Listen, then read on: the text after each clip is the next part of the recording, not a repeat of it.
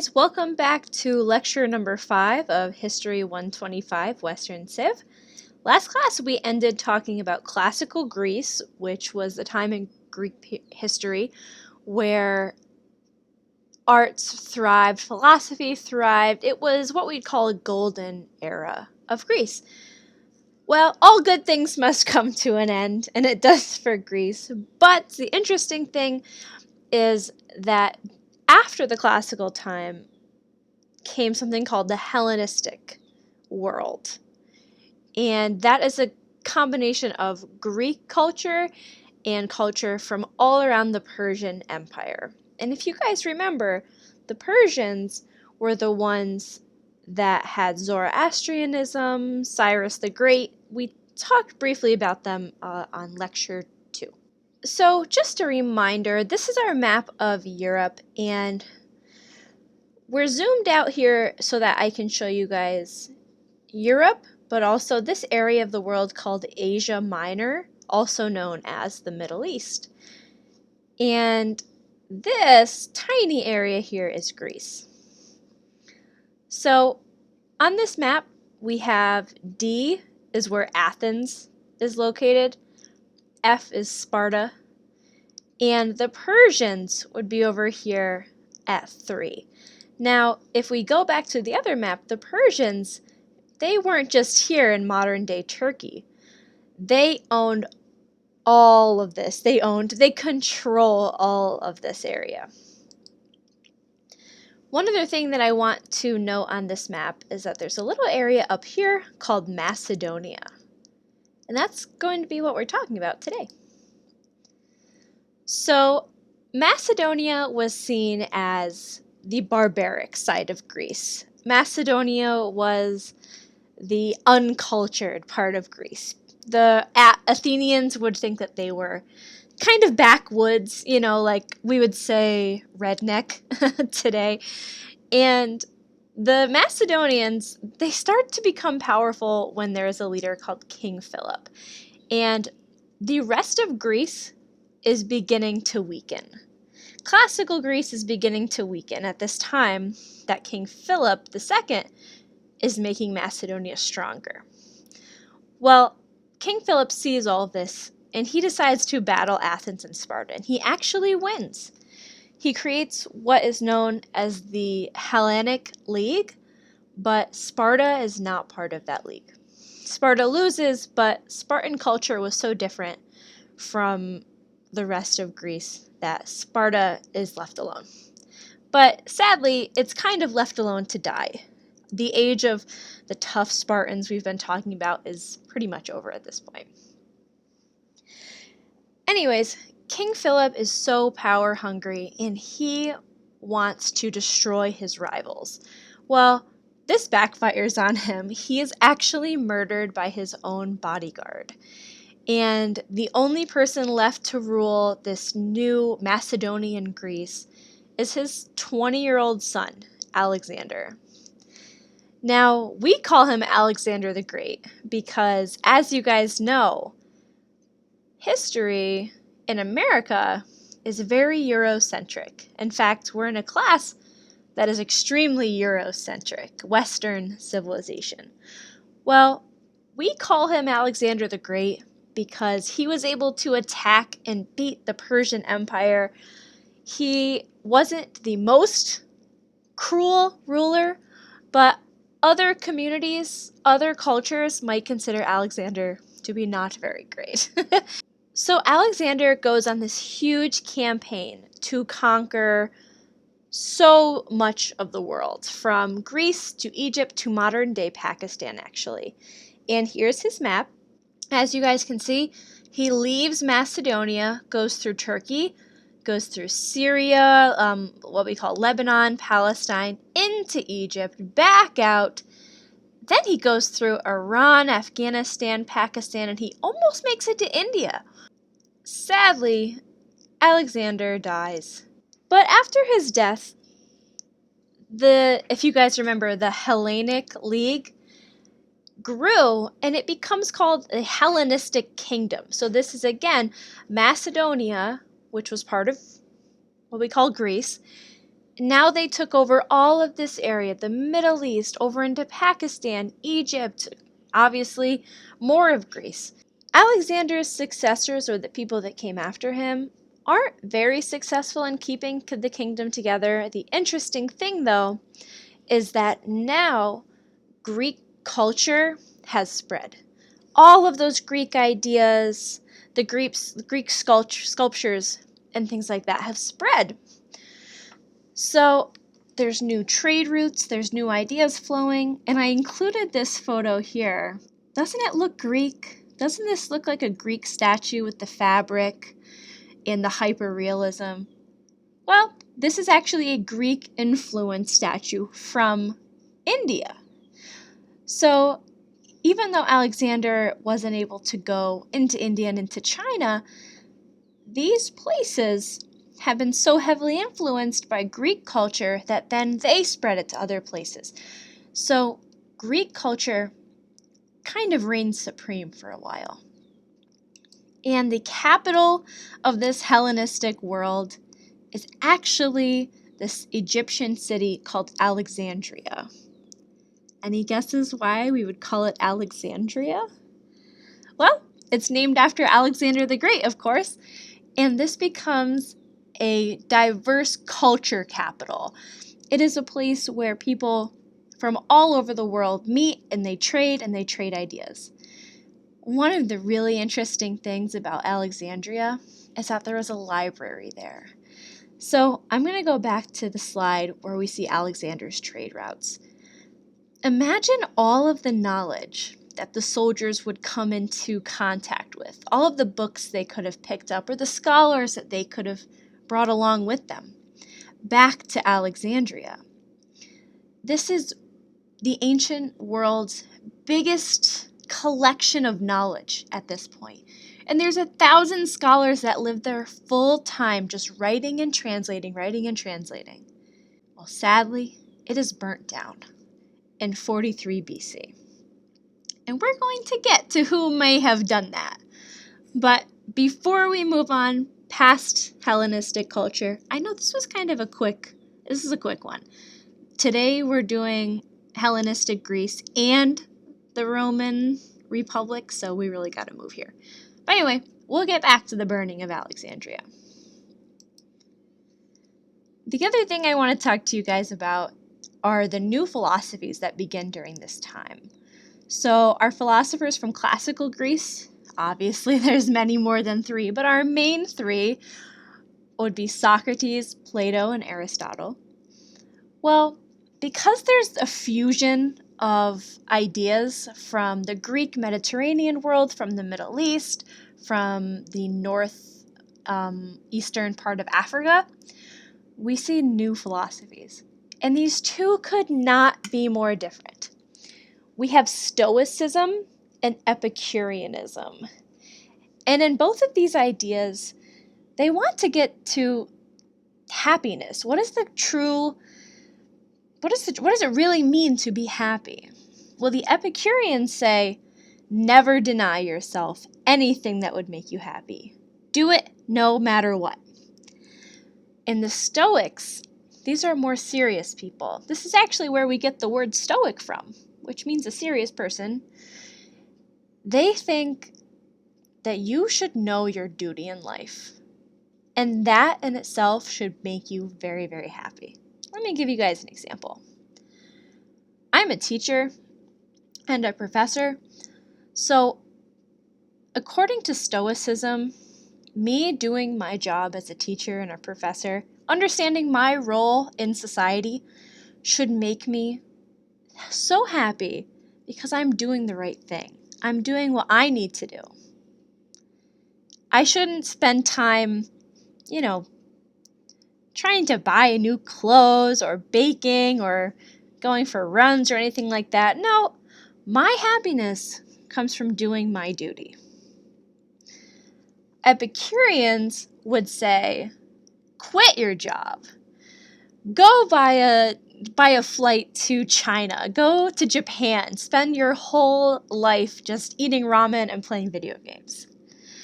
As you guys can see, they're very different, but the goal is happiness. And I actually want for us to talk about this for our discussion, so we're going to get to that. The last thing I want to talk to you guys about as far as Hellenistic culture goes is Hellenistic Judaism. So the last time we talked about Judaism, I was discussing Abraham and his covenant ordeal with God. So Abraham promised to do all of these things for God, and God promised to do all of these things for Abraham and his families. This is called a covenant. Well, one of Abraham's descendants is called Moses. Have any of you guys ever heard of Moses or this movie called The Prince of Egypt? This one over here. Well, the Jews end up migrating into Egypt, Syria, Anatolia, which we call Turkey, or Greece. And in 175 BC, they encounter King Antiochus. So Antiochus goes to Jerusalem and just destroys it. He has not a lot of respect for Jerusalem. Antiochus is a polytheist. He believes in many different gods, Greek gods. We're talking about Hellenistic culture after all. And he ends up outlawing Judaism. He makes the Holy Temple, probably the holiest temple in the world for many, many Jews, in Jerusalem, into a temple for Zeus. And people are pissed. There is a community called the Maccabees, named after the leader, Maccabee, and they revolt against King Antiochus. And it takes them 3 years, but in 165 BC, they're able to take the temple back. So, as I said before, Jerusalem had been just destroyed, no respect, and the Maccabees want to cleanse the temple. They want to make it holy again. And so they do that by lighting some candles in a menorah. Sound familiar to anyone? Yep.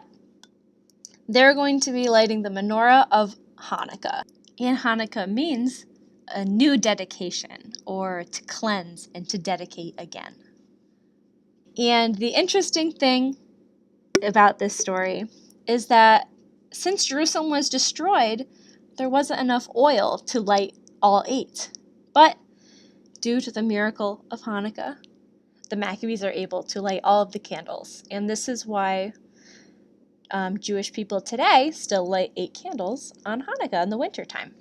Well, I said we were going to be moving fast today, and we certainly are. We are going to be leaving the Greek world behind us and going to Rome, specifically the Roman Republic. There's 2 ages of Rome we're going to study in this class, the Roman Republic and the Roman Empire. The Roman Empire is probably the more famous one, but we're going to talk about the Roman Republic today. Before we get started, I do want to tell you guys a little bit about Italy, Italy's geography. So this is Italy. Before we get started, I want to talk to you guys a little bit about Italian geography. So Italy is a peninsula, which means it's surrounded on 3 sides by water. It is in the Mediterranean Sea, so over here, not pictured on the map, over this area is Greece. The top of Italy are the Alps, the mountains. If you guys have ever heard of like skiing in Switzerland, Switzerland is right here, and the Alps are the border between Switzerland and Italy. Over here is France, Gaul, which is going to be important later today. And Italy has a couple important geographic features. This, however, is a map of modern-day railways in Italy. And I want to bring this to your attention, you guys. What do you think is here? What do you think is here? Why can't we go sideways? What could be here? Well, Italy is actually pretty mountainous, and there is the Tiber River. The Tiber River. So Italy is about 750 miles by 120. So like we saw, it is a peninsula kind of in a rectangle shape, though people say it looks like a boot. And we have a mountainous area and rivers. Well, the first ancient people to settle along this river were called the Etruscans. They were the first ones. They may have been Greek people, they may have been Middle Eastern people, but they decided to settle right on the border of the Tiber River. They had a slight golden age in the 6th century BC. Whoops. This is something that they would have made in the 6th century BC. But just like Greece, they end up declining in 480. Which brings us to early Rome and the mythology of early Rome. I really want to stress that this story is not real, it is mythology. But maybe you guys have heard of the story of Romulus and Remus. So the story of Romulus and Remus is fiction. It is a mythology about the founding of Rome. So we have these two twin brothers, Romulus and Remus. And they are found as babies in the woods being raised by a she-wolf. So this wolf is keeping the boys alive until a human being finds them. So this man finds them and brings them both back. And these young boys grow up together, but it becomes pretty clear that Romulus is the tougher one, and Remus, even though they're twins, is kind of like a little brother. So Romulus and Remus end up deciding to build cities next to each other. And Remus gets mad at Romulus and walks over the border. They were making a border wall, and Remus walks over it and is like, "You can't control me." Well, Romulus kills him dead on the spot. So Romulus realizes that he's going to have to be tough if he wants this city, the city of Romulus. Anyways, he allows a bunch of different people in. There's not really rules, but most of the people that come to join his city are outlaws, and they're mostly men. It's not a great place to be. As you can imagine, if your leader is someone that will stab his brother for walking over a couple of stones on the ground. So these men decide to have a party and invite the neighboring city and the neighboring families over. Well, when all of the families are here, the men of Romulus abduct the women, the Sabine women, and they kill their husbands. Because the city was mostly empty and mostly male, so they had to get the women from somewhere to keep the city population going. So they abduct and murder the husband, they rape the women, and a conflict obviously ensues. Even though the husbands are dead, the Sabine women are still being held captive in Romulus. But the women end up ending it because they decide to stay with their captors, which is pretty problematic, as you can imagine. Well, Romulus turns to Rome, and when Romulus dies, he is turned into a deity. He is taken from Earth by the gods and turned into someone like God himself. So this is the story of Rome, which tells us so much about what Romans think of themselves. They're super strong, they're brutal. The entire part about being raised by a wolf is super interesting. And they're not one for rules, and they're going to take what they want. So between 509 and 246 BC, remember, we're going forward in history, but our numbers are going down because we're talking about BC. Anyway, they create the Roman state. And Rome has a really strict hierarchy. If anyone had me last year, you know I love talking about the hierarchy. Well, the Roman hierarchy is very, very strict. You have two councils, or like the presidents at the top, the pater, which is actually where we get the word father, patriarchy, the next in command. Then there's the politicians, the Senate, the army, and then the poorer, the lower people. And we call them the plebeian, and that's where we get the word plebes from. A plebe is like a low person. So Rome is really strict with their social organizations. And just like the Code of Hammurabi in Babylon, the Romans make a 12 tables of laws, a set of laws. I've attached the laws with our class notes for the day if you want to look a little bit more at a simplified version of them. I've pulled out 3 interesting ones. One says, if one has maimed a limb or does not compromise with an injured person, let there be retaliation or let there be revenge. So going back to our story of Romulus and Remus, the Romans had no problem with revenge. Next is the idea of treason. So if someone is an enemy of the state, if someone is a public enemy, they will suffer a capital punishment, and a capital punishment just means death. So Rome, again, is not screwing around with their social hierarchy. If someone low tries to take over someone's position at the top, they will be charged for treason and put to death. The last one that is interesting to me is that marriage cannot take place between the plebes and the patricians. The patricians, remember we get the word patriarchy, are the higher family. Like the father is the higher family. So you guys know I'm going to ask it, what did the 12 tables say about the Roman Republic? What did they have? What did they value? I'm going to leave this one open for you guys. I really want you to read the one that I put in our classroom notes. The last thing I want to talk about today is Roman imperialism. So just like the Greeks, just like the Macedonian Greeks, I should say, the Romans wanted to expand, but they didn't really have a plan.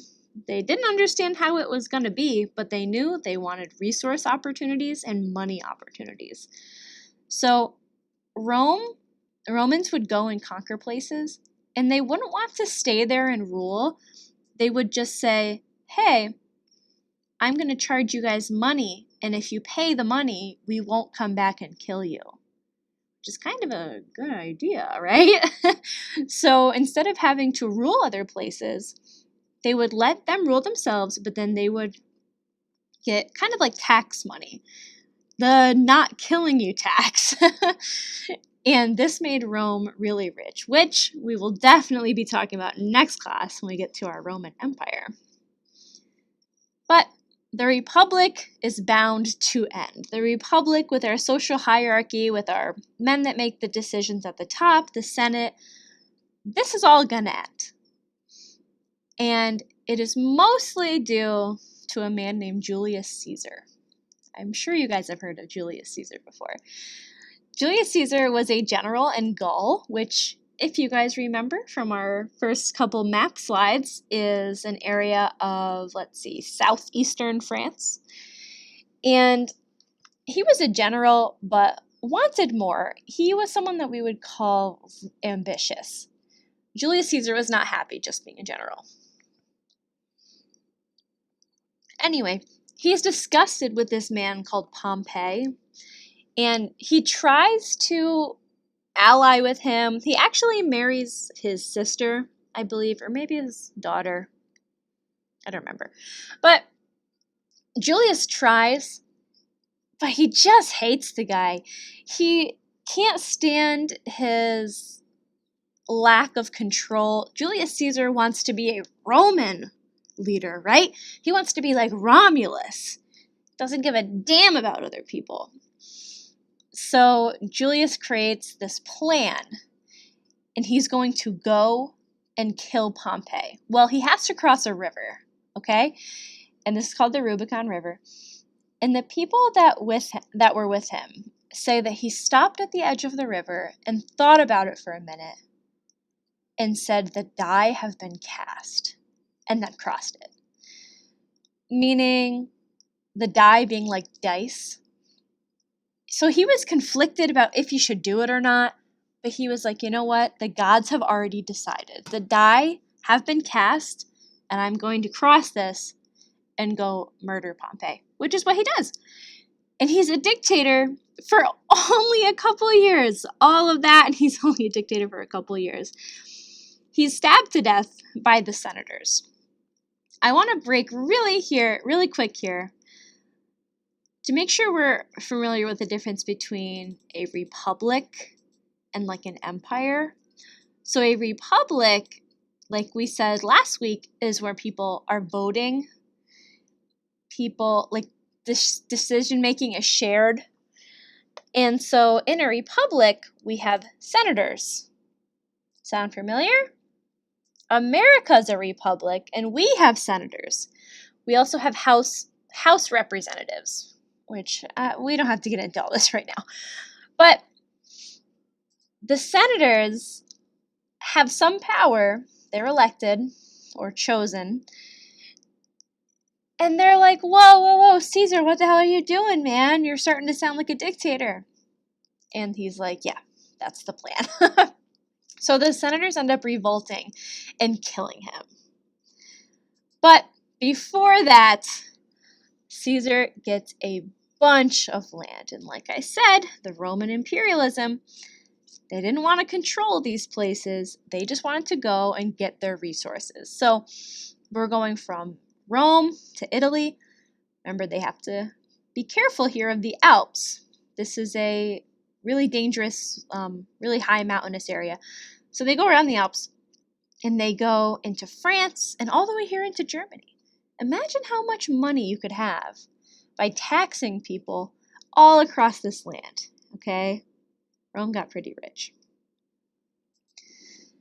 But before he dies, Caesar has a nephew whose name is Augustus, and he adopts him as his son, as his heir, right? When you're in charge of a lot of things, you need to have an heir so that there's not a civil war, your family power doesn't get taken away. So Caesar says that Augustus is going to be his son, his heir.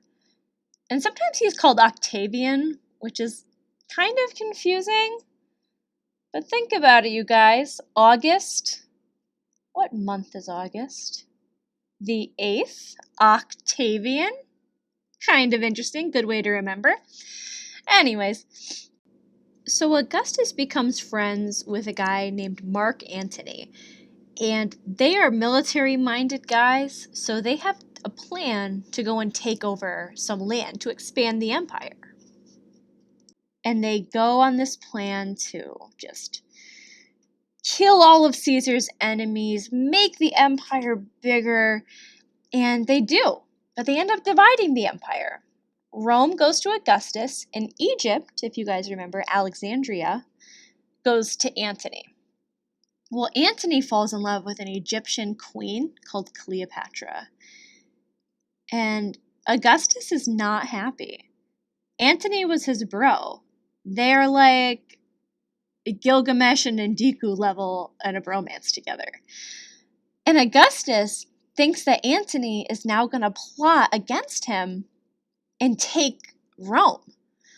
Augustus thought that Antony and him had the highest allyship, but Augustus is like, no, if you're in love, you're just going to end up doing whatever your queen says, your wife. Anyway, Augustus decides to attack. And Antony should have won. It was a naval battle. Let me move up really quick so you guys can see. This is Italy, and this is where Alexandria is in Egypt, and this is where Rome is, right here.